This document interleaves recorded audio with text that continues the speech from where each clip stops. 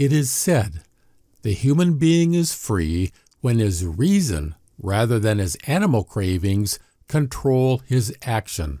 Or, freedom means to determine one's life and action according to purpose and deliberate decision.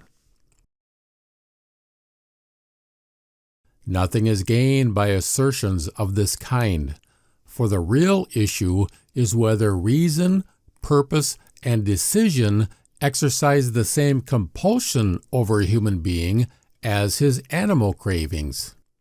If, without my involvement, a rational decision occurs in me with the same necessity as hunger or thirst, then I must obey it. My freedom is an illusion. Another view of freedom puts it this way: to be free is not the ability to determine what you want, but the ability to do what you want. This freedom recognizes that our action is driven by our desires, and we are not free to determine these desires.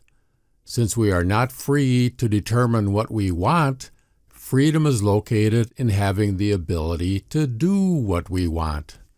Freedom then depends on having the right external circumstances to successfully carry out what you want to achieve. A philosopher objects to this view by saying we can determine our desires. We can determine what we want. To form a motive is to create a desire to act. When a reasoned decision becomes a motive, it is accompanied with the desire to carry it out. He cannot determine what he wants? Let us look at these words more closely. Is free will to mean the ability to want something without reason, without a motive? When you want something, it means you have a motive. You have a reason for doing this rather than that. But the philosopher concludes the human will is not free because its direction is always determined by the strongest motive. Our motives vary in strength, with some being stronger than others. The will is determined by the strongest motive from among the others, so it is not free. Our action is determined in each moment by the strongest motive. Here again, only motives in general are discussed without taking into account the difference between conscious and unconscious motivations.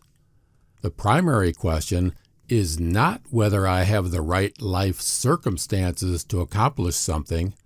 The important question is whether all motives work with inescapable necessity. If I am forced by the strongest motive to do something, then I may be completely indifferent as to whether I actually do it.